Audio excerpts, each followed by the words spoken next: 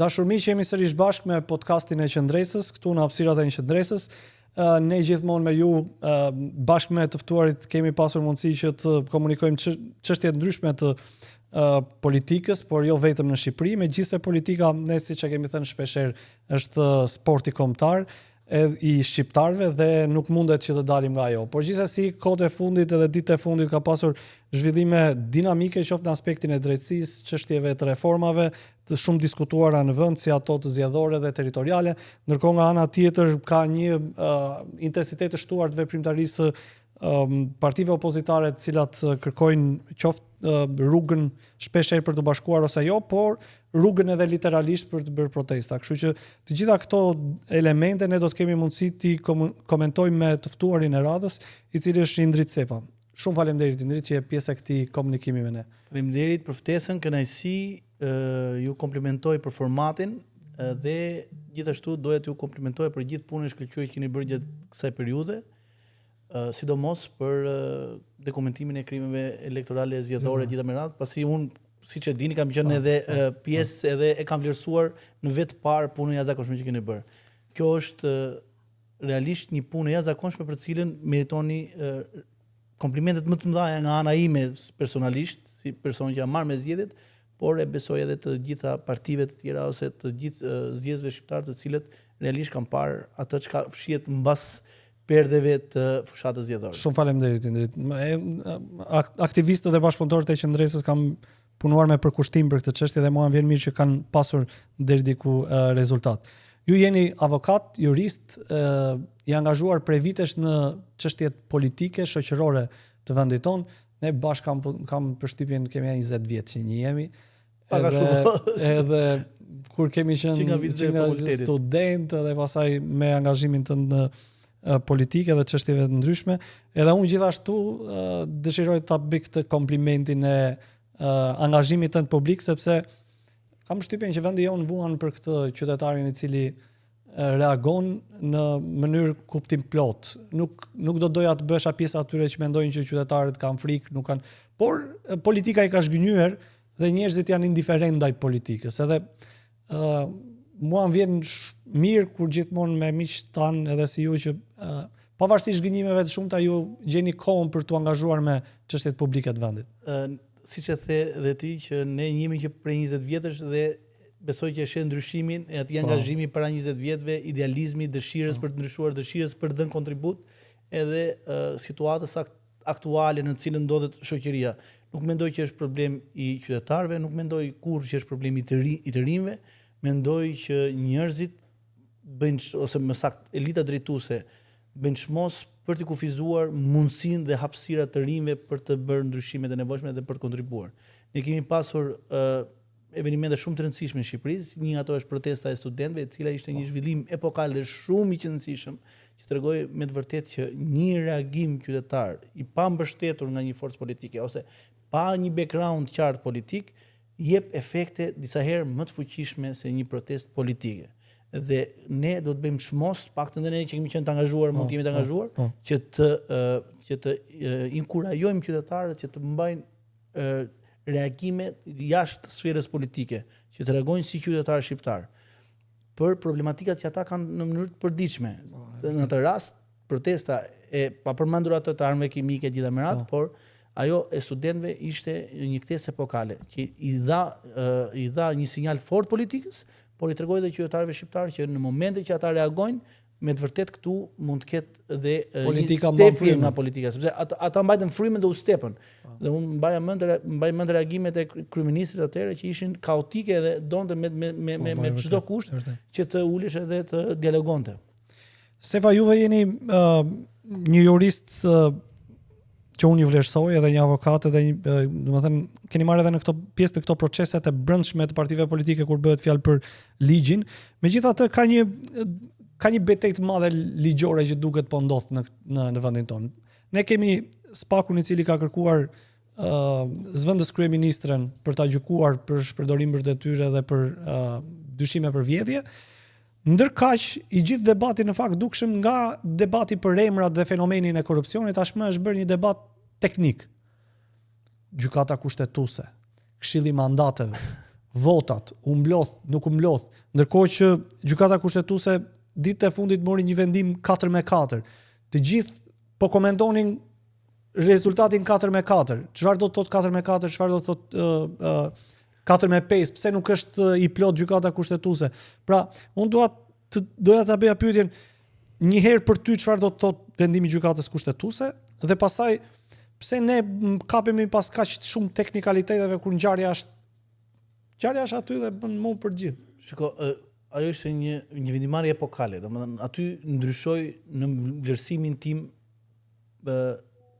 ajo çka kishim përpara, që ishte një mbrojtje politike për funksionarët e lartë, me ndryshimin që sot kemi nuk lejohet më pandushkueshmëria, që kemi strukturë posaçme siç është Spaku, i cili ka vendosur standarde. Këto janë standarde, këto janë të paprekshme tani më. Çka do të thotë?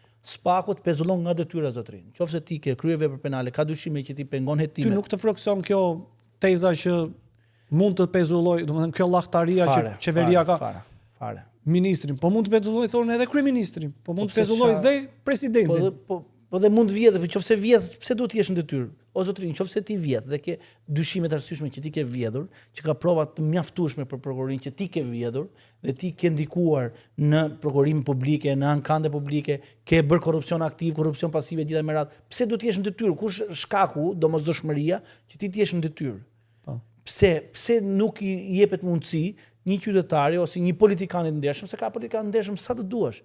Pse nuk jepet atij për të dhënë kontributin në drejtimin e një risku për të qenë një republikë prokurorësh, thotë kryeministri.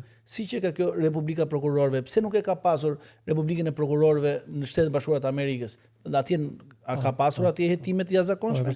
Atje janë hetuar kongresmenë, sekretar shteti e gjitha me radhë. Po pse antimafia në Itali, Mani Pulite në Itali, a goditi shtetin italian në themelin e tij? A mori kryeministrin e Italisë që vajt në ekzil, Benito Craxi? Po tani si që ka kjo? Gjithë vendet demokratike kanë pasur këtë mënyrë zhvillimi demokratik. Vetëm këtu që ka problemi Republika Prokurorëve. Prokurori nuk merr masë zotri. Prokurori drejtohet gjykatës, se dhe kjo është smundja ose kjo është betejë më e madhe që ata bëjnë me opinionin publik. Duan t'i ngulisin në mendje opinionin publik faktin që këtu vendosin prokurorët. Jo është zotri, jo, vendosin gjykatat. Spaku është palë në proces.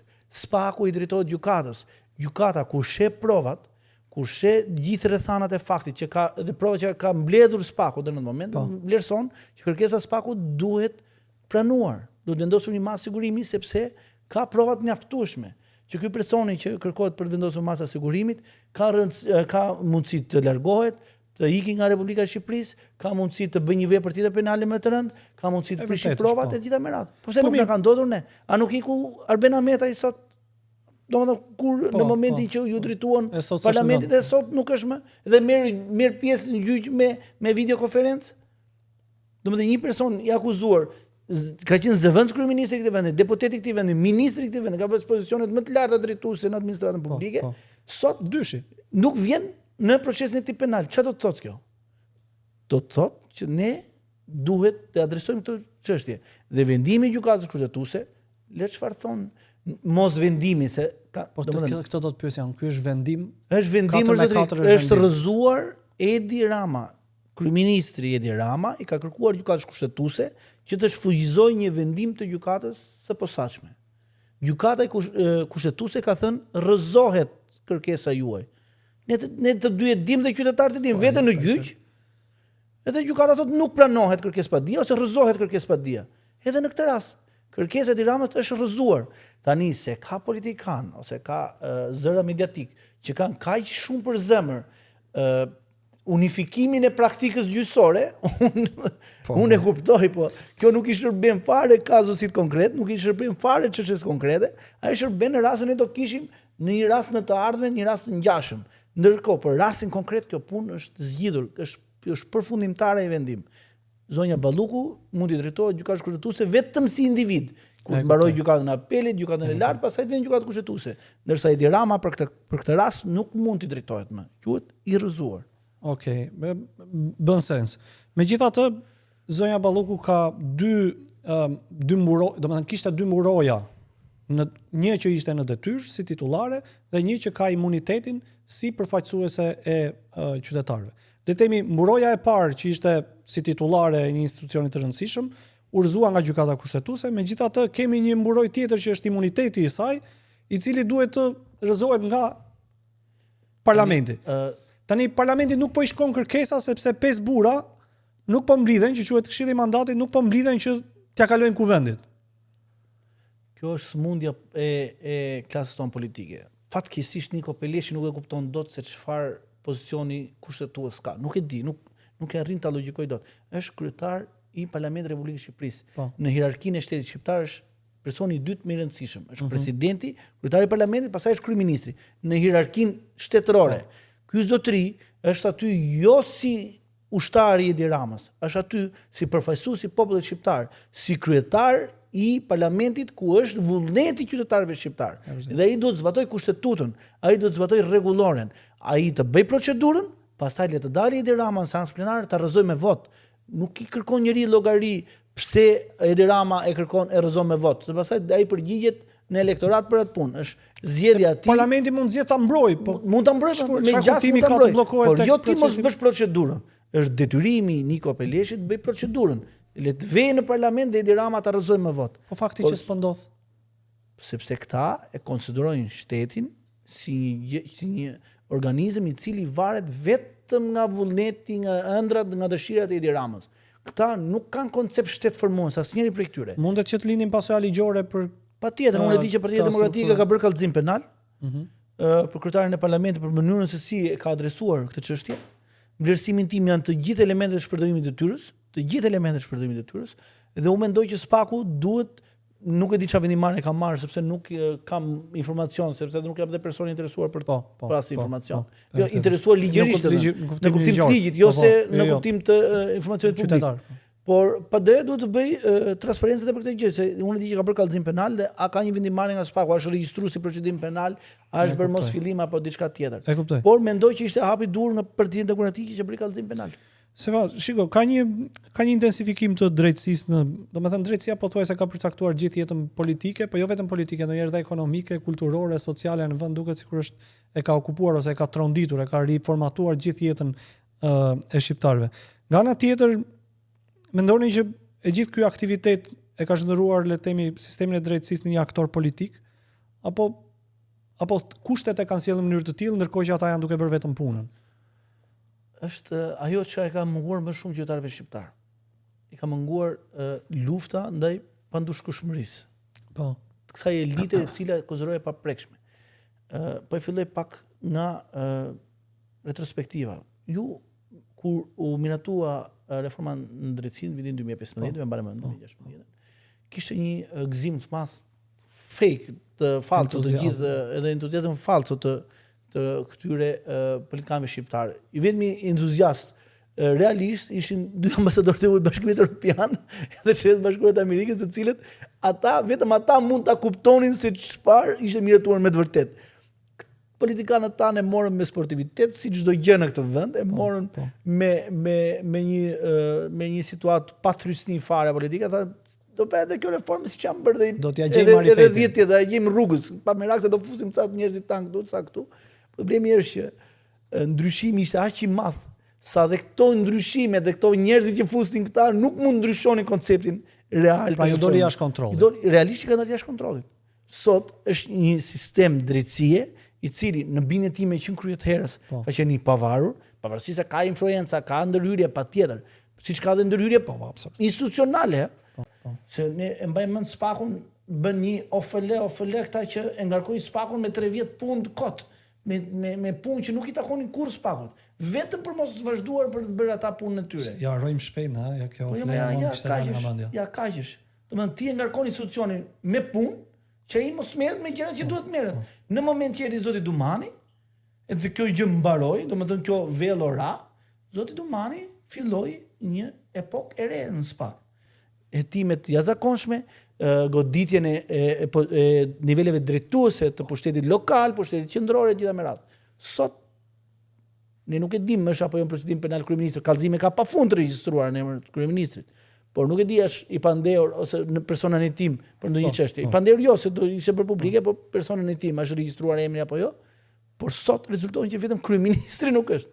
Të gjithë të tjerët, domethënë funksionarët më të lartë drejtues, politikanët më të lartë lokal qendror të këtij vendi për 30 vjet sot janë në procedim penal. E vërtetë është kjo. Edhe disa ka mundur për lirin edhe disa janë me akuzat të tmerrshme penale. Të tmerrshme.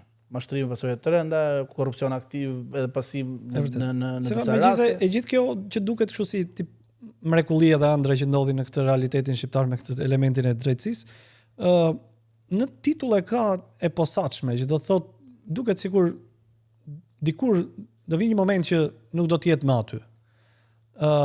Dhe kjo nuk do të jetë më aty, duket se është bërë sa më shumë intensifikojnë ata punën, duket sikur është më afër, sepse kryeministri ose disa zëra kanë filluar të mendojnë që shiko, kjo e ka edhe 3 vjet mandatin. Pra me mandatin e prokurorëve mbaron dhe struktura. Mësi e ke parë këtë ndërhyrjen institucionale për ta zhbërë tashmë atë që është bërë. E para një do të sqarojmë qytetarë shqiptar që nuk është me mandat. Çka do të thotë? Mbas 9 vjetëve vijnë prokurorë të tjerë. 11 prokurorë i mbaron mandati mbas 3 vjetësh. Dhe ata zëvendësojnë me 11 prokurorë të tjerë, ndërkohë që struktura ka 20 sot. Edhe në periudha të ndryshme do bëhet edhe ndryshimi i prokurorëve të tjerë. Ka pas zëra politikanë që kanë kurrë ndryshimin e kësaj për ta bërë ose me mandat përhershëm ose me drejtë rizgjedhje, po kryeministri nuk ka pranuar. Fakti është që kryeministri sot është ka treguar fytyrën e tij të vërtet, atë që është kundërshtari më i madh i reformës në drejtësi. Pavarësisht se del publikisht thotë unë kam mbështetur, unë kam bërë, por realisht është kundërshtari më i madh. Me veprime konkludente të tij, si dhe me qendrimet sot publike, ka treguar që ai është kundërshtari më i madh. Edhe ai është rreziku më i madh. Opozita mund të ketë dëshirë se këtu është absurdi, ka kap në nivele të palogjikshme, domethënë nuk arrin dot as ta konceptosh nivelin e absurdit që jetojmë në këtë shoqëri. Opozita kundërshton ose akuzon të vetme strukturë që i ka dhënë zë të gjithë akuzave të saj në 12 vjet. Domethënë, atë që ka thënë opozita në 12 vjet, që janë të korruptuara, i ka vërtetuar kjo strukturë.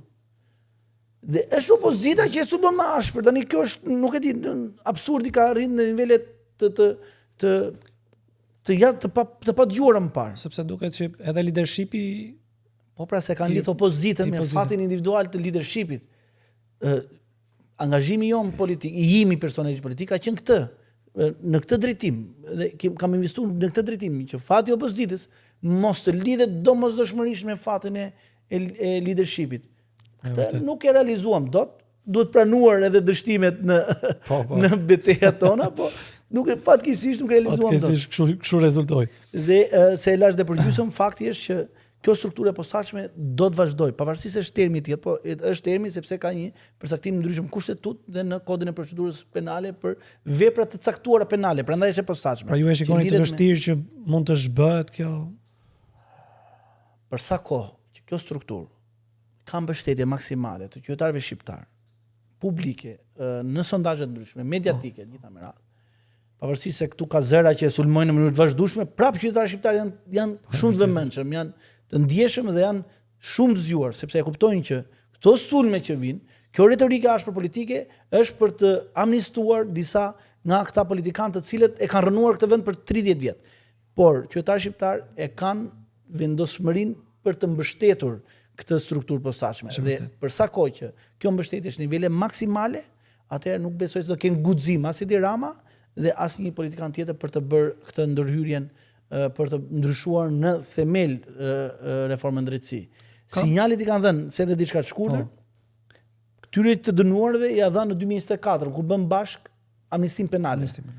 Dhe e dha një sinjal që neve prap jemi këtu, nuk ju lëm në bajt, po prap është e parëndësishme sepse prokuroria e posaçme ka vajt në një nivel tjetër tani më që është sot është e pa imagjinueshme për secili nga ne në 2016. Ne mendonim që kishim shpresë se të jepte efekte, po asnjëri prej nesh nuk e mendonte që do ishte në këtë nivel. Se ka ndodhur një fenomen shumë interesant në këtë historinë ku ne kemi kaq shumë të dënuar ose kaq shumë të marrë në hetim. Duket sikur paralel me gjyqet ligjore, janë edhe këto gjyqet publike. Çdo natë, domethënë njerëz që komentojnë vendimet e gjykatës kushtetuese, njerëz që komentojnë vendimet e gjykatave të gjykos, vendim që gjykojnë prokuror. Si e shikon gjithë këtë gjyqin publik paralel që ndodh në është pikërisht ajo çka do politika që të bëj në opinionin publik, që do të thotë të uli autoritetin e gjykatave dhe të prokurorisë. Ne kur bëjmë fakultetin e drejtësisë, themi që vendimi i gjykatës respektohet. I drejt ti mund ta vlerësosh të drejtë apo pa drejtë, po për sa kohë që ti ke hequr nga liritë tua themelore, ke hequr një kompetencë për të lejuar një palë të tretë, për të dhënë drejtësi dhe për të vendosur midis pretendimit tënd dhe pretendimit palës tjetër, ose për të vendosur lidhje me të drejtat e tua, atëherë ti e ke pranuar këtë sistem. Që do të thotë, sistemi i drejtësisë është aty dhe është i pavarur. Dhe nuk mund gjykohet. Patjetër ti ke rrugën tënde procedurale, ke gjykatën e apelit, ke gjykatën e lartë, ke gjykatën kushtetuese, ke gjykatën evropiane e drejtë të njerëzit, për të vazhduar gjithë drejtën tënde për të marrë drejtësi siç pretendon ti, siç mendon ti që është e drejta. Por këtu respekti për gjykatën dhe autoriteti i gjykatës duhet të jetë gjithmonë në themel të çdo vendimare. Që do të thotë, në moment që autoriteti i gjykatës bie dhe autoriteti i organeve drejtësisë bie, atëherë bie dhe vlerësimi ka secili prej nesh për drejtësinë. Bie dhe opinioni ose bie më saktë edhe qëllimi që ne kemi për të drejtën. Që do të thotë, ne pastaj në rast se nuk vlerësojmë një vendimare gjykatës dhe kundërshtojmë atë, mund dalim e themi nuk e respektoj këtë normë, nuk paguaj këto taksat sepse unë mendoj që nuk është e drejtë. Prandaj në themel të një shoqërie është autoriteti i gjykatave dhe organeve drejtësisë. Është gur themeli. Dhe këta zëra mediatik, këto studio televizive, është lufta që i bën politika, që i bën interesat okulte, ekonomike, politike, gjitha me radhë, autoriteti i gjykatës. Sepse këta duhen të sulmojnë autoritetin.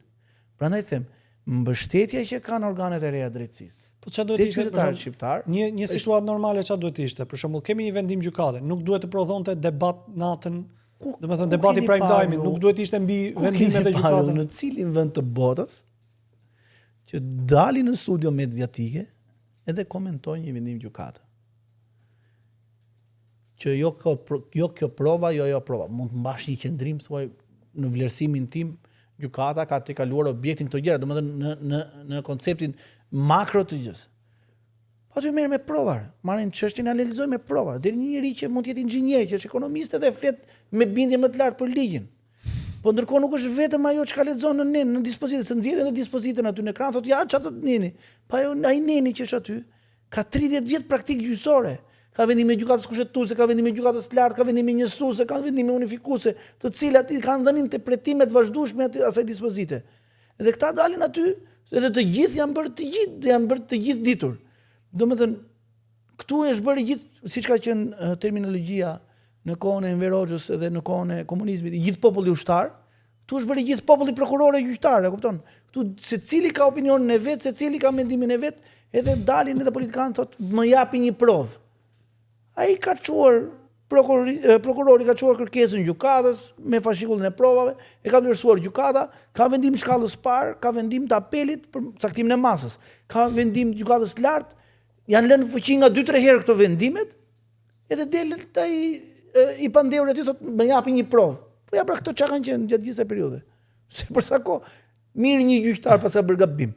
Po këta të apelit, që janë, kanë bërë gabim dhe këta? Po këta të gjykatës lartë kanë bërë dhe këta gabim? Po gjykata kushtetuese ka bërë gabim prapë. Domethënë janë situata surreale, por është duhet të tërhiqemi pak, duhet të bëjmë pak, duhet t'ja lejmë pak drejtësisë punën e vet në kuptimin që po është respekti në shtetëformim është që ti të respektosh vendimarrjen e gjykatave. Nuk ka asnjë vend të botës. Që ti thuash unë nuk respektoj vendimin e gjykatës. Po sepse nuk bën sens edhe domethënë çfarë mund të diskutosh më. Është shtet fuqi bërthamore, shumë shteti i rëndësishëm në atë rajon atje. Dhe kur vjen puna, gjyqtari e thirri kryeministrin brenda orës do vishën seanca dhe vajte në seancë, sepse nuk guxon dot kush atje që të luftoj ose të përplasë me autoritetin e gjykatës. Por autoriteti i gjykatës ka rënë shteti. Në rastin e kuptojmë këtë gjë, duhet ta kemi vetëm një gjë duhet të kemi në konsiderat. Autoriteti i gjykatës mba shtetin këmbë.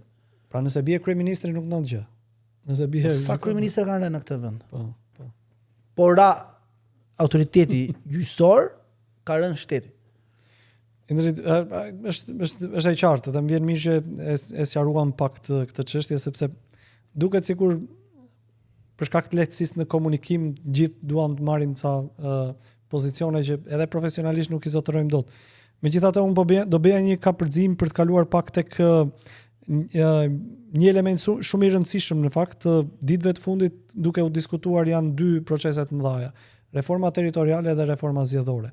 Për hir të së vërtetës unë do preferoja që të mos ishin në të njëjtën linjë, mos ishin në të njëjtën tavë ose të njëjtën perspektivë diskutimi, se duket sikur edhe reforma territoriale që nuk ka lidhje me atë zgjedhoren, duket që edhe ajo po kushtëzohet nga mënyra se si do bëhet për efekt elektoral. Megjithatë, ne jemi një vend ku e kemi diskutuar për 35 vite tranzicion, kemi diskutuar edhe 35 vite reformën zgjedhore. Ti ke një përvojë të madhe tani me çështjet e zgjedhore dhe nga perspektiva e kontributit nga partia më e madhe opozitare e vendit. Si e shikon gjithë këtë debatin mbi reformën? Shiko, vullneti i opozitës ka qenë thelbësor në bërjen e reformës zgjedhore të mëparshme.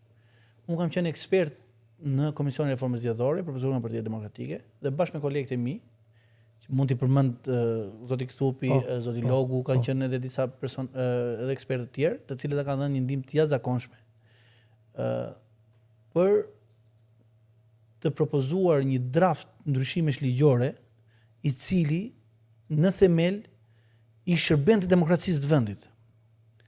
Ne patëm një ndryshim epokal në fakt në vlerësim se ishim dhe gjithë djemë të rinj dhe e pam një ndryshim që ishte i domosdoshëm për demokracinë në vetvete, mund shikohet si një dëmtim interesave të ngushtë elektoral të Partisë Demokratike në atë moment, por në fund të ditës në afat gjatë do i shërbente shumë Partisë Demokratike.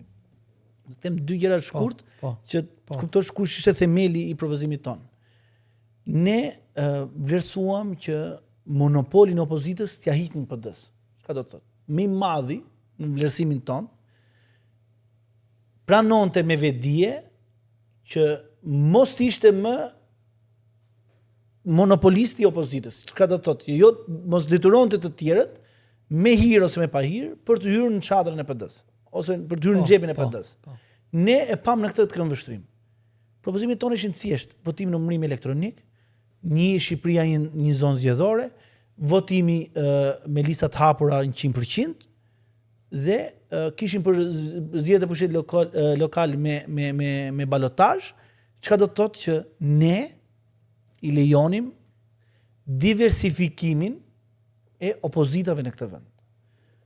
Edhe në pushtet lokal, megjithatë kjo nuk ndodhi.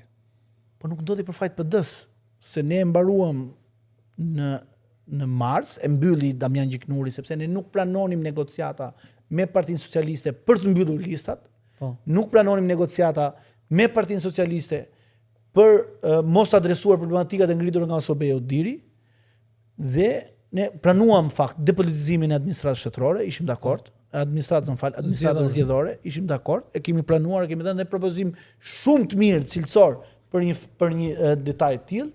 Kemi bërë pastaj kemi pranuar edhe disa ndryshime në lidhje me adresimin e Sobeja Udirit që i shërben realisht procesit, por nuk hoqëm dorë në asnjë moment nga listat e hapura. Tham kjo është e panegociueshme, ka një vendim gjykatës kushtetuese që ne do respektojmë. Te kjo nuk tolerojmë. Hajde të diskutojmë lidhje me ndarjen territoriale, domethënë në kuptimin Shqipëria një zonë zgjedhore apo mund të ishin 3 ose 4 zona zgjedhore, dhe këtë ishim dakord. Gjithashtu kërkuam me insistim votim dhe numërim elektronik. Si mënyra më e garantuar dhe më e shpejt për një rezultat zgjedhor. Është vërtet. Çka do të thotë? Ne bëm hapa prapa në këtë Ne proces. në këtë zgjedhje bëm hapat prapa. Partia Demokratike thotë jo më vodhën mua, jo software-i, domethënë ekspertët e Partisë Demokratike që ishin mbas nesh në atë tavolinë teknike.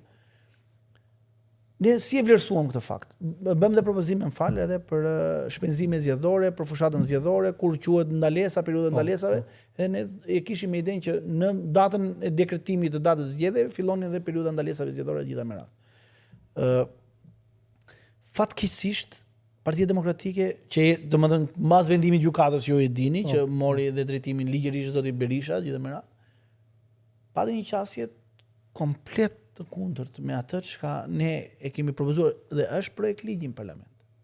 Më fal, se desharrova edhe për votën e diasporës. Ne nuk kemi qenë dakord me këtë format. Ne kemi propozuar që të bëheshin zgjedhje me komisione fizik aty ku jetonin qytetarë shqiptar. Që do të thotë, o do me ishte ambjente me qëra nga shteti shqiptar në qendrat e mëdha urbane, se ne nuk mund të çonim në çdo fshat në Itali. Megjithatë, ju mendoni që shkoi keq diasporan? Ne parashikuam fatkeqësisht me të drejtë, se ndonjëherë na vjen keq që kemi të drejtë. Domethënë në diskutimet tona ne kemi parashikuar dhe rezultatin e saktë të dilte. Ne kemi thënë që voti i diasporës PS-ja do marri diku te 65-70%. Kemi përcaktuar saktësisht. Po kjo nuk do të thotë që është gabim që të votojnë fakti që qytetarët e diasporës zgjedhin Ramën. Ne kërkonim që kjo nuk është arsye për të hequr drejtën të votojnë. Ne kërkonim kishim qenë në kushte sigurie si votojnë qytetarët shqiptar. Ne kërkonim që çdo kush që vetë votoi të lejë shenjën e gishtit, të shikoj ku ka votuar, të votojë para komisionit, të japi kartën e identitetit. Ne i dham mundësi Edi Ramës që të mbledhi fletët e votimit për gjithë qytetarët shqiptarë që jetojnë jashtë shtetit. Megjithatë, OSBE-ja që të gjithë e pranojnë për trajneri ka vendosur në 90 në një farë mënyrë procesit votës së diasporës. OSBE-ja i ka vendosur not të mirë procesit votës së diasporës nga ana e organizimit. Por ne të dy e dim, edhe shqiptarët e din, që fokusi i jashtëzakonshëm i fushatës Partia Socialiste ishte Greqia dhe Italia.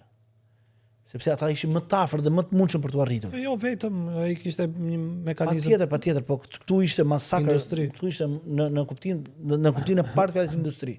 Ata miratuan reformën, ndryshimet në korrik, dhe unë e di fare mirë që Partia Socialiste ka filluar fushatën në shtator, në Greqi dhe në Itali. Kishte struktura, kishte deg partie, kishte njerëz. Kam mbledhur po ta them. Se ju dha mundësia. Partia do punoj. Ora un që ta kuptoj. Ti thua mos Partia Socialiste e kanë studiuar në detaj në mënyrën e funksionimit, sepse un duhet ta njoh kundërshtarin tim. Po. Këta kanë kundërshtuar PS-n a priori. Asnjëherë s'kam kundërshtuar a priori.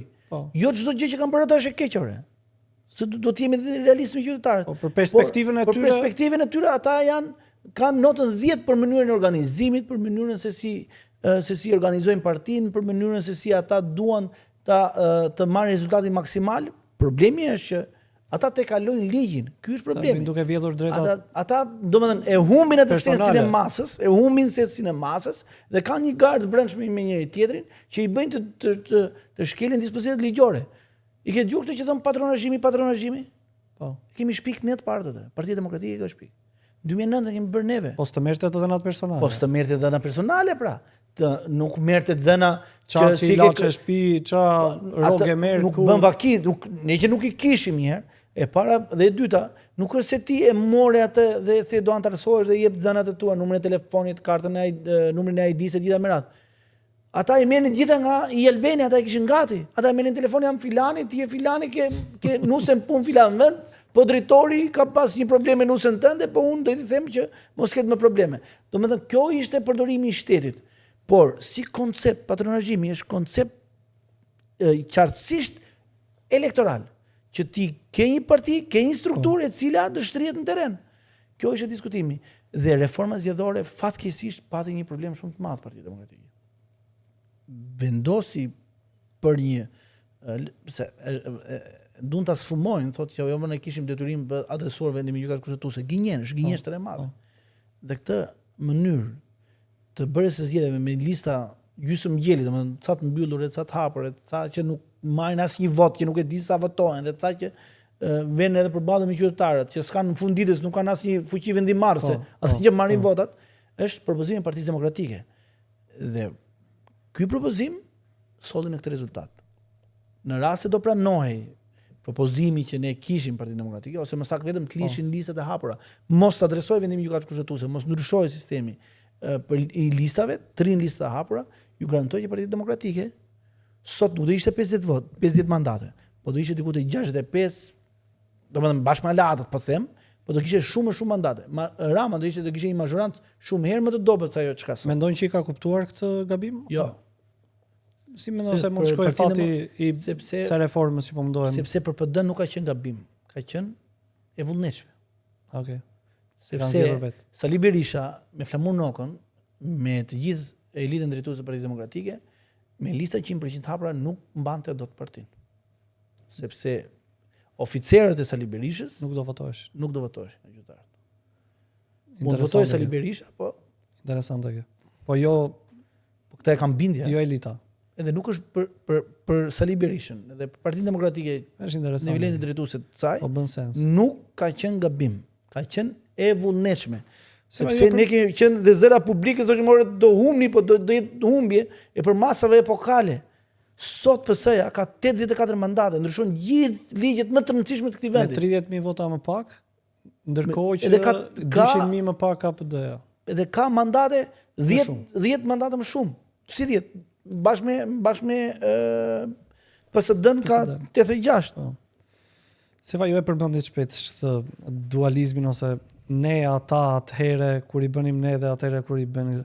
Domethënë tani ka kaluar edhe pak kohë. Betejë në ato kohë ishte shumë e madhe. Megjithëse ndonjëherë historianët thotë që për të nxjerrë një gjykim të drejtë do duhet që të kesh një distancë të mirë nga trauma, pa nga momenti kur ndodhin ngjarjet. Edhe do të thënë tani si e kujton gjithë këtë luftën për, le të themi, për Vulën, për Berishën, për si të vjen tani kur reflekton mbi atë moment. Ata është dhe pak më parë që ndonjëherë ndihemi keq kur kemi pas drejt. Koha na ka treguar që kemi pas drejt. Ndonjëherë njeriu egoja intelektuale ndonjëherë është mezi pret të ketë drejtë. Përveç kësaj, po janë ca situata që ti ke dhënë gjithë kontributin tënd individual, personal, familjar, financiar, domethënë gjithë kontributet e mundshme që ti mund të japësh për të mbështetur një ide, edhe rezultojnë që në një moment caktuar ideja tjetër ose pala tjetër që ka një ide ndryshme nga vetë fiton. Edhe e pranon këtë gjë, nuk është problemi se ti e pranon këtë gjë. Po. Edhe je dakord për ta pranuar, por kur pas disa kohësh rezultojnë që ti ke pas drejt, është akoma më e dhimbshme. Sepse ose ti kupton që nuk e bëra aq sa duhet për t'i mbushur mendjen të tjerëve, që ti nuk e dhëna aq sa duhet, domethënë nuk e bër përpjekjet maksimale për të detyruar tjerë të reflektojnë, ose kupton që ndonjëherë nuk ka shpresë. Unë nuk do të besoj këtë të dytën.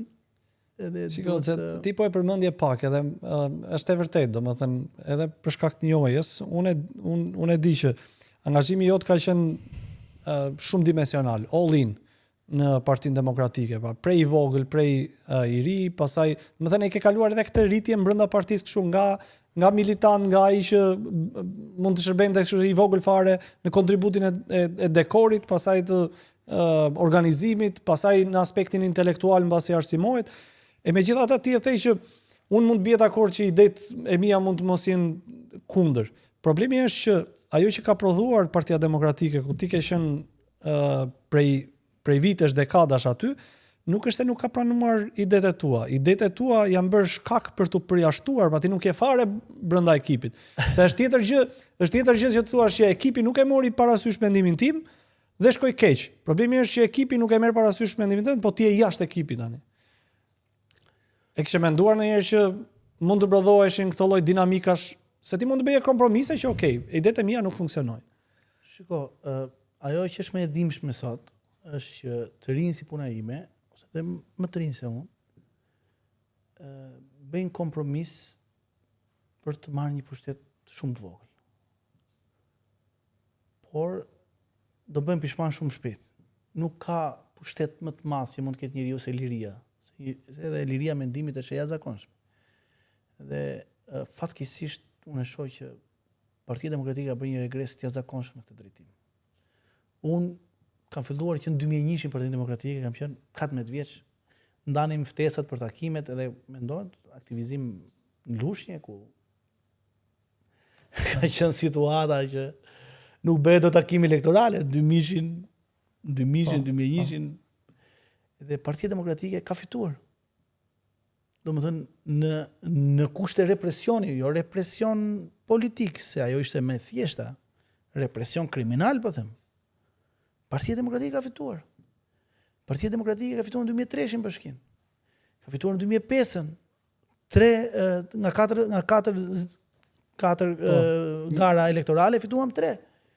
Domethënë 3-1 dolëm se 4 deputet kishte rreth i Lushjes.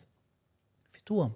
Edhe kur më thon sot që ky i ka kapur të gjitha, nuk fitohet me këtë, domethënë janë këto situata disfatiste, them historia harrohet shpejt, njerëzit harrojnë shpejt edhe nuk e kuptojnë se ku kanë jetuar më parë. Unë po them në situata të represionit kriminal. Kishte një parti që ishte e gjallë, ishte një parti që kishte ambit, kishte jetë, ishte një parti që njerëzit sfidonin frikën, vinin mbledhje. Shikoje komisionerët e Partisë Demokratike në 2003-shin ose në 2005-ën, ishin gjithë të veshur njësoj me këmishë të bardhë, me kostum, ishte krenari për një demokrat që komisioneri i PD-s. Ishte krenari. Domethënë kur vlerësonte partia aty që ti do ishe komisioner, duke si arritje madhe, e kupton, ishte si diçka që ti ke dhënë kontribute për këtë parti. Sot se kemi. Edhe unë e përjetoj edhe kështu emocionalisht me të drejtën. Ne kemi qenë trinj, kemi bërë betejë të jashtëzakonshme brenda strukturave. Më thënë sot që ti ke të gjithë mundësitë dhe kapacitetet intelektuale të japësh maksimumin, nuk e bën dot. Do të tregoj një histori time personale për aktivizimin tim në PD, që ta kuptoni se si ka funksionuar PD-ja historikisht. Unë vi në Fakultetin e Drejtësisë në 2006. Domethënë ishte arritje e madhe, për mua ishte shumë në familjen time, domethënë ishte kënaqësi e jashtëzakonshme. Angazhohem në strukturat e Këshillit Studentor. Pas 2 vitesh bëhem kryetar i Këshillit Studentor Fakultetit të Drejtësisë, në kryetar i Universitetit të Tiranës. Në forum rinore, gjitha me radhë, njëri që kisha kontribute në forum rinor. Në 2009-ën vendos të kandidoj për kryetar forumin për rrethin e Lushnjës, se mendoja që aktivitetin tim do e përdori atje, do jepi atje kontributin. Për shumë arsye politike, vlerësime të strukturës, u vendos që nuk do isha unë kandidati për jo se nuk e meritoje, po për vendimarrje kulisa politike e momentit nuk donte që t'isha unë, por u zgjodh shoku i jon patjetër. Dhe u vendos që unë t'isha sekretar i forumit rinor. Praktikisht ne bëm strukturën e gjitha me radha antarësime nga më të ndryshmet, dhe po kjo nuk na demoralizoi. Kjo na bëri që ne të punojmë, bashkëpunojmë, se kishim atë qëllimi për të dhënë kontributin tonë, nuk e shikonim pozicionin si nevojë ekstreme për të dhënë kontributin tonë, nuk e shikonim domosdoshmërisht pasi një pozicioni për të dhënë kontribut. E shikonim si një gjë për të dhënë më të mirën e mundshme. Në atë periudhë në 2009 patëm edhe problematika të zgjedhjeve për Grudin, që është grupimi rinor Universitar Demokrat në Tiranë, degën e Tiranë, forumi rinor Tiranës, kishte betejë, ishte shumë e bukur. Domethënë ne ishim në pushtet, po kishim betejë.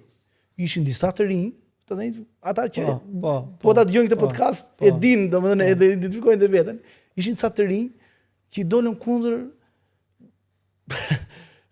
80% të qeverisë Berisha, duke filluar nga Indiri Sololdashi, nga Indiri Bujanishani, nga Ridvan Bode, nga ministrat të jashtëzakonshëm me pushtet të jashtëzakonshëm, i dolëm kundra.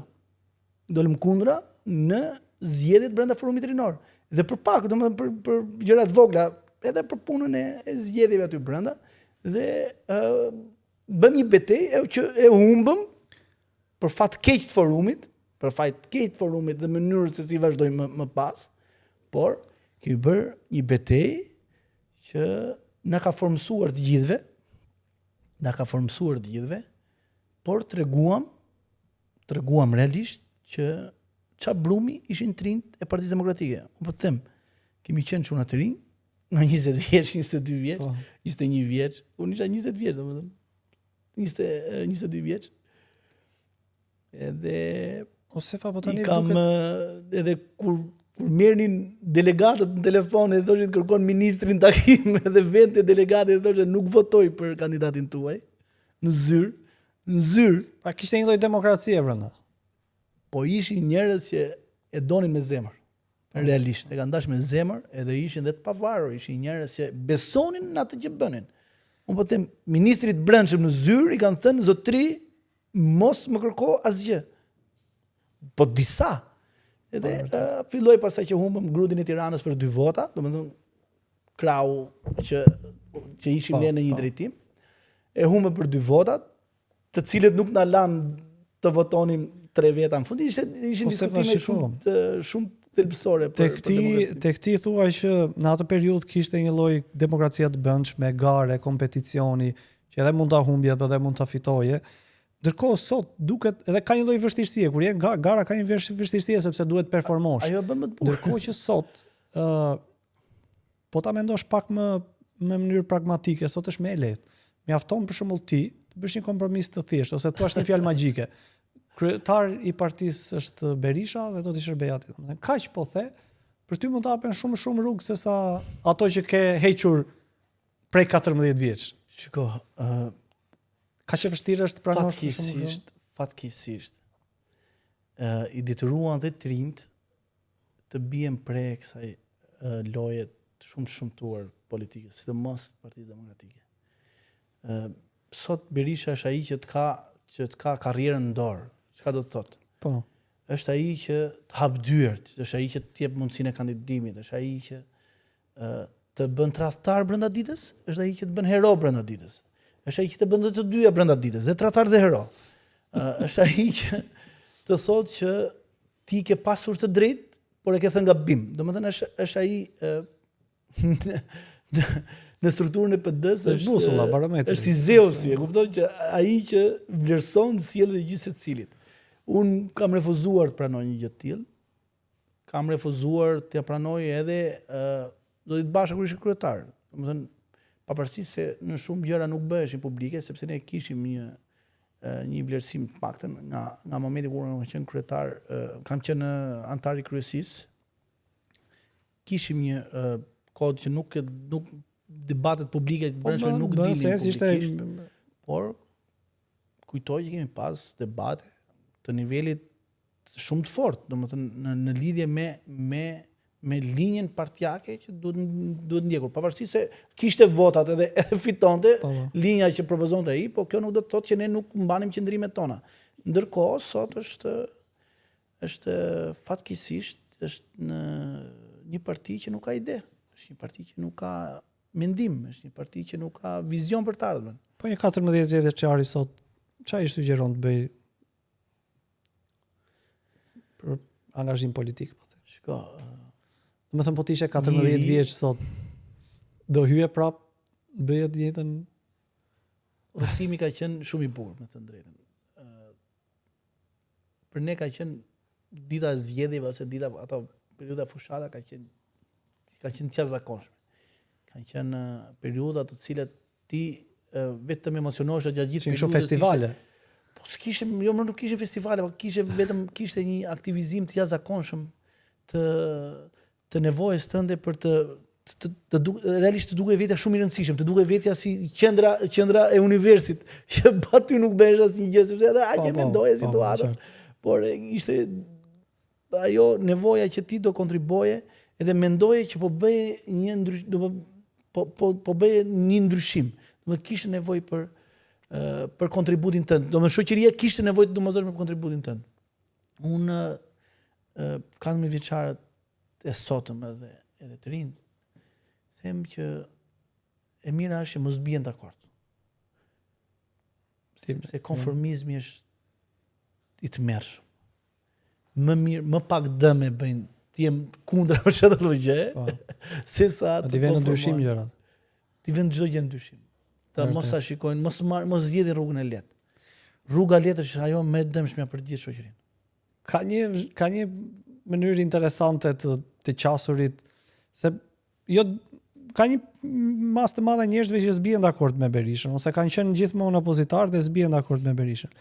Edhe deri diku këtu nuk ka ndonjë shokim, se mund të mos biesh dakord deri nga partia dhe po ka edhe një qasje tjetër për shkak që ti s'bie dakord me Berishën, edhe vjen Rama dhe të jep ofertën e radhës. Edhe ty për shembull mund të binte fati i madh që u ka rënë disa personazheve. Mua nuk ka ardhur ndonjëherë ofertë. Të vjen edhe un jam i bindur të bën diçka. Ofertë të prek dora e të madhit e gjithë Zeusit. Unë mendoj që ofertat i vinë atij që është i hapur për ofertë. Mua nuk ka ardhur ndonjëherë ofertë. Edhe jam i lumtur për këtë fakt. Angazhimi politik patjetër. Po nëse do të vinte. Pra, Sefa zëvendës ministër. Ministër. Ma asnjëherë nuk kam asnjë ambicie në këto nivele. E para njëherë nuk mundet që ti të performosh në një ambient të cilin e ke kritikuar. O ke qenë i rrem atëherë, o i rrem tani. Një nga dyja. Po. Tjetra, pavarësisht kësaj këtu propozimet politike janë nga më të ndryshme, të cilat i vijnë personave që siç e thash më parë që janë të hapur për këto propozime, ose e shohin patjetër angazhimin e tyre publik ose mediatik të lidhur posaçërisht me një vend në administratë. Jeta ka shumë mundësi. Realisht, unë e shoh vetë në profesionin tim. Unë kisha një angazhim të jashtëzakonshëm për Partisë Demokratike, i cili ndikonte rrënjësisht performancën time si avokat, në zyrën time, edhe në biznesin tim si zyrë ligjore. Dhe në moment që mendosa që mos kem më atë angazhim, ose vendosi gjykata më saktë që të përfundoj një herë për gjithmonë gjyqin e Partisë Demokratike, u përkushtova me gjithë fuqitë e mia zyrës ligjore që kam dhe jam shumë i kënaqur për performancën që kam. Dhe mendoj që jo domosdoshmërisht që në një pozicion publik shtetëror të bën ty të nevojshëm për shoqërinë ose ti kontribon për shoqërinë. Por edhe prezenca jote në një sektor privat apo në një qendrim mediatik, kjo që bëjmë bashkë, unë besoj që i vlen shoqërisë. Qendrime që mbaj në media ose kur sa herë që dal në televizor, besoj që i shërben shoqërisë më shumë se po të isha unë drejtor ose zëvendës ministër diku. Tani unë por edhe sanitar po ta bësh punën mirë i shërben shoqërisë. Ajo çka thash që kur e filluam këtë bashkëbisedim në këtë podcast, thash që nuk ka më të rëndësishme për njeriu se liria e mendimit dhe liria e të shprehurit. Dhe ti, nëse vetë edhe pranon në një ambient, siç është qeveria shqiptare sot, që ke kritikuar gjithë të kohë, edhe të konformohesh me atë çka ata ofrojnë, i bie që ti ke humbur atë lirinë që ke fituar me mund gjithë këto vite, që është liria e të menduarit dhe liria e të shprehurit. Vjen me koston mosjeshmë ti do. Kaq, e ke humbur dhe dinjitet, atë dinjitet që ke kaq vite që mundohesh ta. Unë kam disa imazhe të cilat i sjell për miqtë me të cilët bashkëbisedoj dhe komenti për ngacmimin që mund të marrësh nga fotoja është i lirë, kështu që unë po kaloj me imazhin e parë.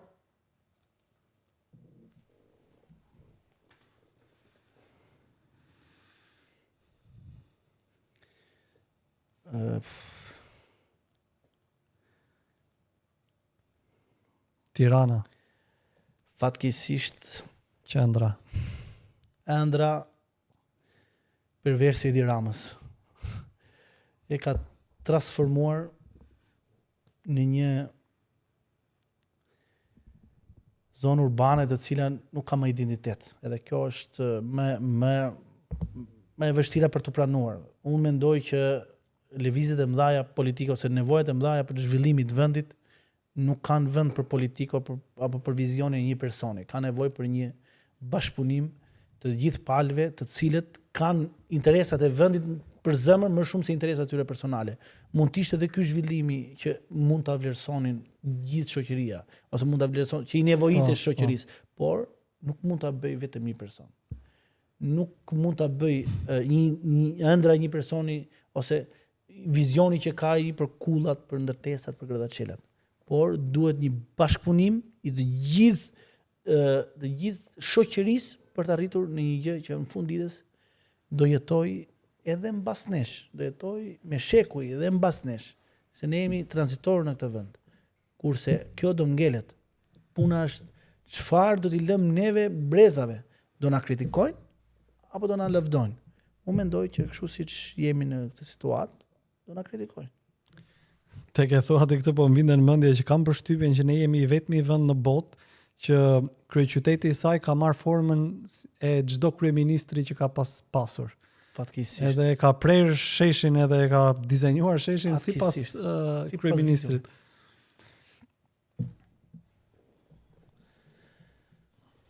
Do të them një fjalë. Domosdoshmëri jetike për ne. Kemi shanse. Dua të ndërroj. Unë dua dhe të besoj që do na vinë ne dhuratë. rrezuam komunizmin me e duam Shqipërinë si në Europë. Unë besoj që do na bëj një dhuratë dhe shpresoj shumë sepse ne shqiptarët çdo arritje që kemi marrë e kemi marrë me shumë mund. Shpresojmë të na bëjë një dhuratë edhe një herë në Bashkimin Evropian. Ti the ëndra më e madhe, domethënë po s'u bë mirë është të paktën të rinë të ëndra. Jo, kemi detyrim për ta ndjekur secili prej nesh. Domethënë brezi jon, fëmijët tanë është detyrimi më madhor që ne kemi për ta ndjekur. Edhe këta që thonë erodisfatistët e gjithë me radhë, s'do jetë me Europa, s'ka gjë. Ndjekim vlerat, ama është i vetmi shpëtim. Edhe do të them edhe diçka tjetër që e vlerësoj shumë negativisht qasjen e opozitës në lidhje me këtë temë. Më mirë të hymë në Europë, sepse kemi mjeta kontrolli shumë herë më të forta, një orë më parë, sepse do i shërbej më shumë opozitës, do i shërbej më shumë qytetarëve shqiptar.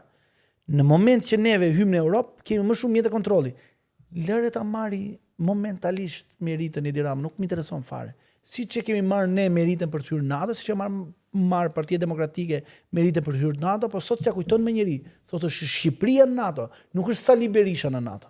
E bukur kjo. Pra le të nxitohen të marrin merita, sepse kështu morën dhe për drejtësinë. Fiks. Edhe i erdhi, sot thonë jo po ta ndryshojmë çik se kemi bërë çik gabim atëherë. Dhe se e fut në Europë dhe marrin meritat, s'ka rëndësi fare. Mund të shërbej më shumë qytetarit sa atyre. Për mua nuk thot njëri ka hyrë Sali Berisha në NATO me Lulzim Bashën. Ka hyrë Shqipëria në NATO. Vete kryeministri Radës atje mban profesion Shqipërinë. Edhe këtu në Bashkimin Evropian. Rama do iki një ditë, ama Shqipëria do ngelet. E vërtet.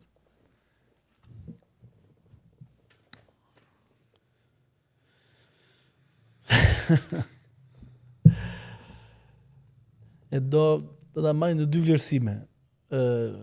Kjo foto më kujton gjyqjet që vin pas, pafundësisht, si ato penale për personat e ndaluar, po edhe ato që vendos administrata bashkisë joba ndaj Partisë Demokratike gjitha me radhë. Por do ta vlerësoj edhe nga niveli politik. Unë këto pamje i dua kur nuk organizohet nga një parti politike. Çka do të thotë? Unë kam qenë protestën e marr si shembull gjithmonë, kam qenë protestën që organizua nga qytetarët për vrasjen e Klodian Rash. Kam ik vetë nga zyra, pa i thënë kur kujt. Mati ka marrë një shok, do vish sa të mbaroj diçka. Që dhuna reflekton dhe një lloj ndjesie të brendshme, edhe isha në zyrë duke punuar në zyrën e avokatisë. I thash kolegë do vish sa të mbaroj diçka, do vi ka para nga që kisha dëshirë për të vajtur. Kam ditur gjithë natën. Edhe ajo ishte një protestë e cila gjynjëzoi qeverinë. Edhe ishte, domethënë nuk kishte pamje që u zjarr, ishte ndërhyrje, gaz, është hedh gaz lotësielës në atë protestë, nuk imagjinohet. Po e mbaj. Prap qeveria ul në gjunjë. E vërtetë është kjo.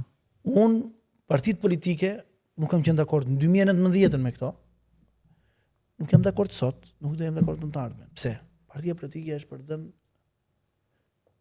për të dhënë një zgjedhje qytetarëve shqiptar, për të dhënë një alternativë. Kam kritikuar PS-n për 2011-ën. Po. Po. Siç kritikoj dhe PD-n. Unë dua nga PD-ja alternativë. Qytetarët po kanë drejt ta bëjnë këtë. Se marrin shembull thotë jo Franca, atje i bën qytetarë zotëri. Po. Qytetarët, Në një domethënë farë mënyrë. kryengritja e qytetarëve ose ajo nevoja që kanë qytetarët vetvetiu për të reaguar ndaj masave represive të qeverisë ose korrupsionit të qeverisë, legjitimon çdo lloj sjellje të tyre. E mbaj mend Jo unë forca Rashën, ishte një lloj indinjat, domethënë dhuna reflektonte një lloj indinjate të brendshme të atyre që ishin aty. Edhe një lloj le të themi dufi që janë nxinin edhe një ishin trimë një dritë rrugë, edhe pejmës së vitit të ri mbaj mend atëherë, edhe çat gjenin koshave i E megjithatë ata nuk ndiheshin, domethënë edhe kur kishte komunikim, nuk dilte njëri dhe thonte që kjo protestë nuk është e dhunshme. Është shumë interesante te Partia Demokratike, unë ndiqja një ditë këtë Sali Berishën dhe thashte protestuesi paqësor dhe ne paqësor. Domethënë ti duhet marrësh përgjegjësinë edhe të ushtrimit të dhunës, se kur thua paqësor, domethënë paqësor tash po sepse me Sali Berisha me Molotov, me është aq mund të mos jesh paqësor, po mbaj ballin lart se ti e ke bërë veprimin, në kuptimin është aq politikanca të kuptoj që nuk i lejohet një partie politike që të konsiderohet një protestë e dhunshme. E vërtet. Edhe ai politikanë është, sepse është një nga njerëzit më politik të këtij vendi. Mos e bëj atë. Të zakonshme. Problemi është që ai ka një hall tjetër sot. Ai ka hall të mbaj partinë, jo të marrë kryeministrin. E vërtet është.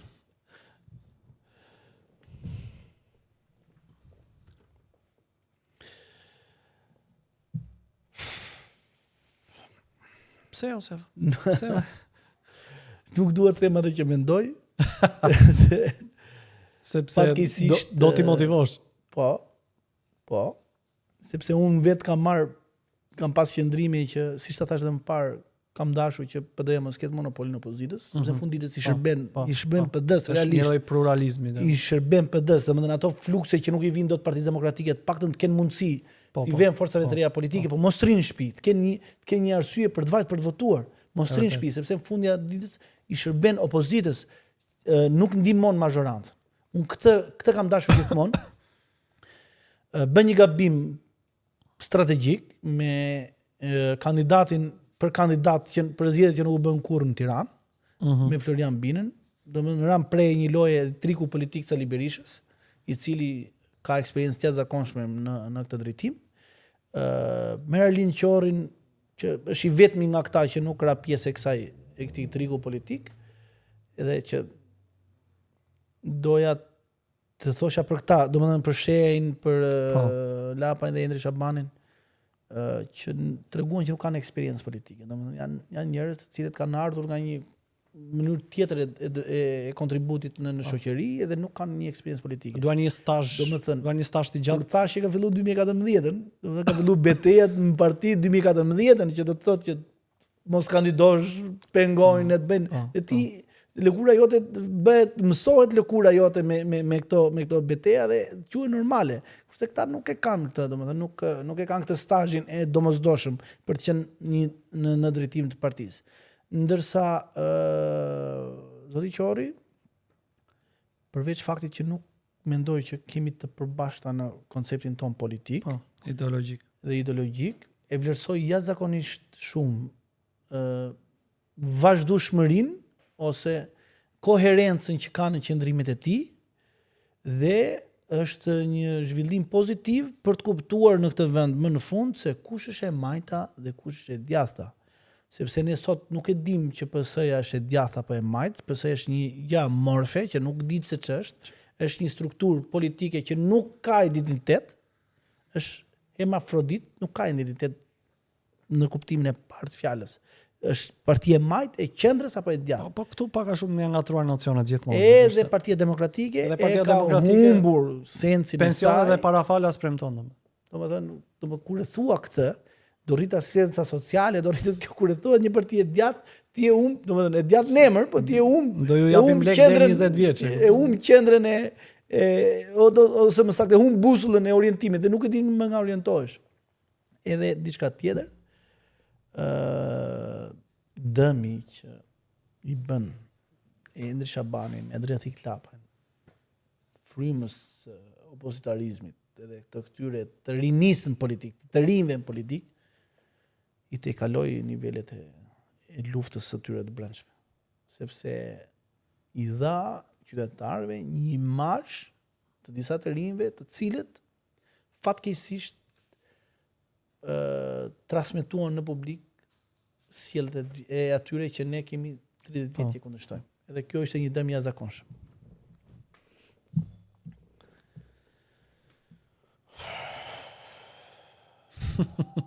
Foton e keni zgjedhur shumë interesante. Edhe ekspresive në shumë interesante. Në 2021 në datën 10 shtator, 11 në mos gaboj, kam bërë një shkrim dhe kam praktikisht titulli ishte doktor largohu, domethënë doktor na lejo të duam, largohu. Për ne ka qenë, për gjithë ne ka qenë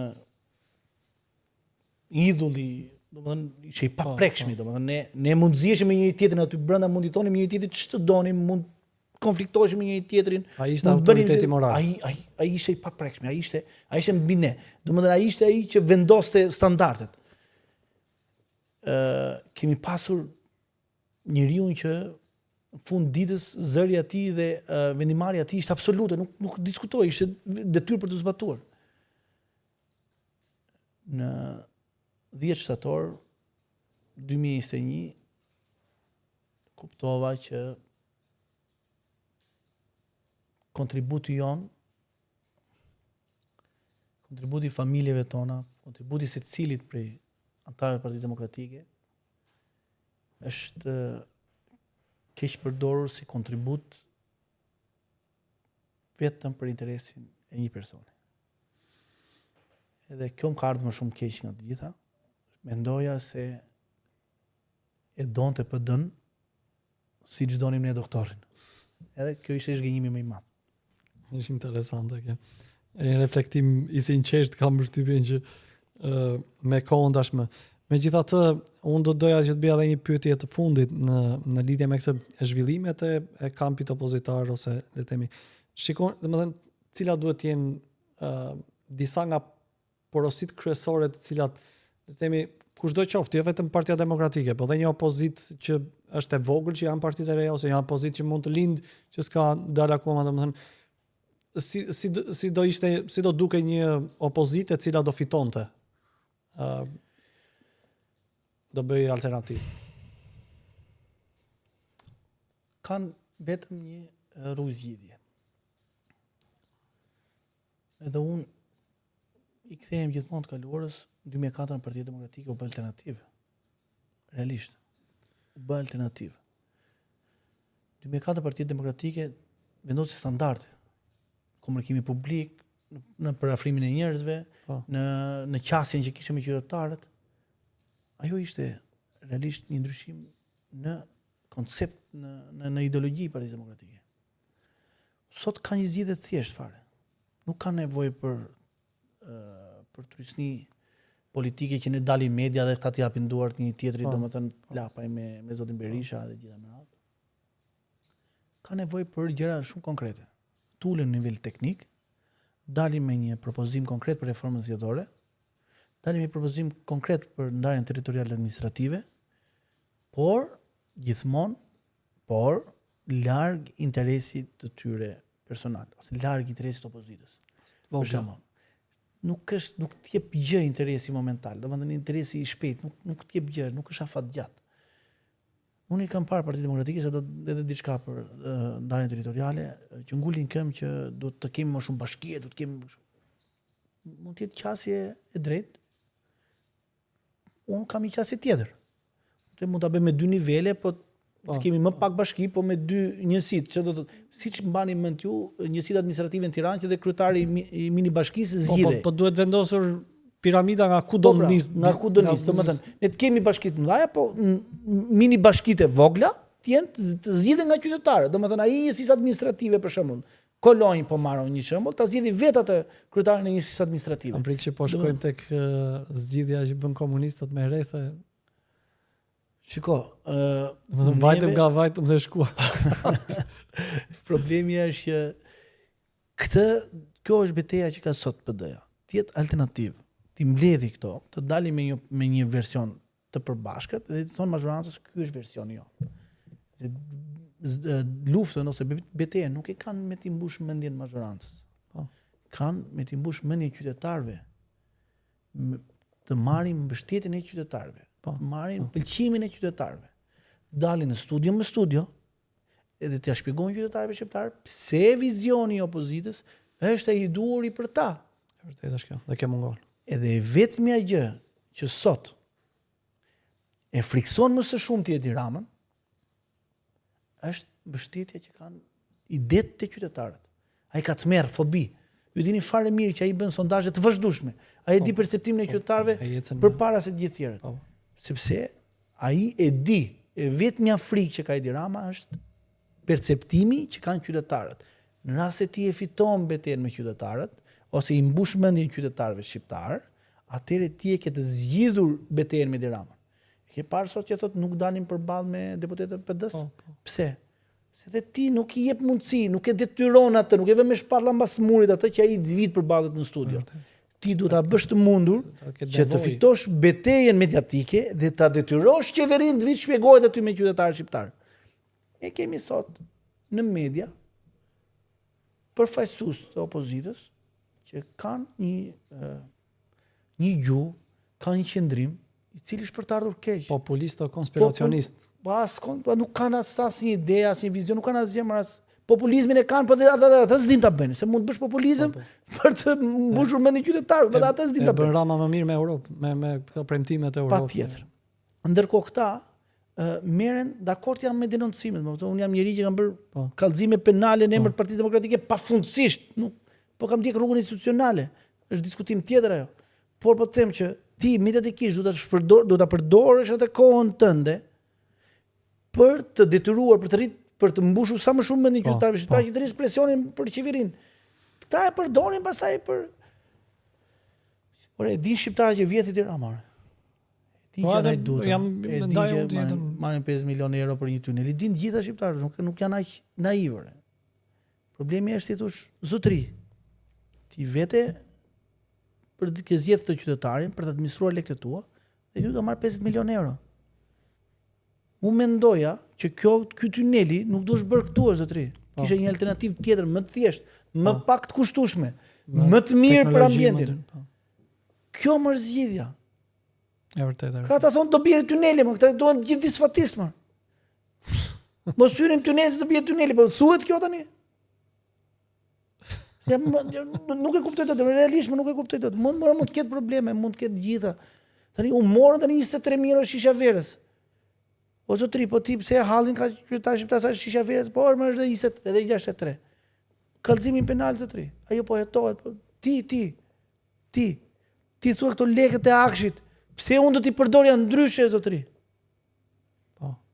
Ne doli PD-ja para zgjedhjeve tha i Albania do shkrirë. Prandaj po them duhet ketë një qasje komplet të ndryshme. Edhe fakti tjetër është që e dim që mbështetja ndërkombëtare për Partinë Demokratike ka qenë historikisht dhe ka qenë gjithë qenë e saj ka qenë jetike. E vërtetë është. Demokratët nuk konceptojnë dot partinë e tyre në një izolim ndërkombëtar. Domethënë duket sikur jemi akoma komunizëm, domethënë e përjetojmë aq që përjetojmë. Sa ajo është e shënuar me lindjen që është krijuar që ne në krah PD-s kemi dhe flamurin amerikan dhe flamurin e Bashkimit Evropian, se kemi pas kështu si tradit. Ne si flamur janë aty. Ne të dy e dim që vetëm ata nuk kanë mundësi të bëjnë not proteste. Po vetëm flamur se përfaqësuesit e flamujve nuk i afrohen dot. Nuk kanë mundësi të bëjnë not proteste të hiqi, po. Problemi është që neve sot duhet ta kuptojmë të paktën. Kjo është detyra e trimit në Partinë Demokratike. Qofse ata që rrëzuan komunizmin dhe krijuan Partinë Demokratike, paktën detyrën e tyre, bën detyrën e tyre. Detyra e brezit tim është bëj çmos për t'i dhënë demokratëve atë që meriton. Kaq. Unë shpresoj shumë edhe bashkohem me gjithë këtë reflektimin tënd se si duhet të përngjaj një opozitë e cila do duhet që të vijë në pushtet, edhe mendoj që pikërisht mungesa e gjitha këtyre elementeve kam përshtypjen që e mban, jo kam përshtypjen, jam i bindur që e mban opozitën në këto pozita kundrejt kryeministrit Rama ose Partisë Socialiste. Seva unë të falenderoj shumë që ishim pjesë e kësaj bisede. Kemi kaluar rreth 1 orë e 10 minuta në këtë bashkëbisedim bashkë. Shpresoj shumë që edhe dëgjuesit tanë të kenë përfituar nga kjo perspektivë. Ju falenderoj. Faleminderit ju, ishte një kënaqësi e jashtëzakonshme dhe ishte eksperienca ime e parë në një podcast. U ndjeva shumë mirë. Tani ne rrjeti podcasteve shkrukuresh e rikon njëri facet, kështu që do shëtisësh pak këtë periudhë. Me kënaqësi. Shumë faleminderit. Miq, ne do shikojmë sërish në të premten tjetër me të ftuarin e radhës edhe me komunikimin e radhës. Faleminderit.